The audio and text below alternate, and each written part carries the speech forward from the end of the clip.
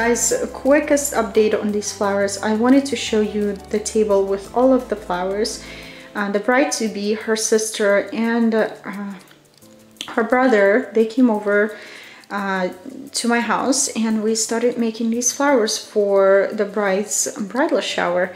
We made 19 paper flowers. It took us from 5.5 to 6 hours. We had a really good system going on. Someone was tracing, or basically everybody was tracing at one point, and then someone was tracing again, someone was cutting the fringe, and I was assembling all of the flowers. We used a heavyweight construction paper, and I love to use one particular brand. I will leave a name of that brand in description down below. So I'm going to pin them on my fabric backdrop, and it's going to give me a good idea of how many flowers we want on a backdrop. Final bridal shower backdrop is going to look completely different from what I'm going to show you on my channel.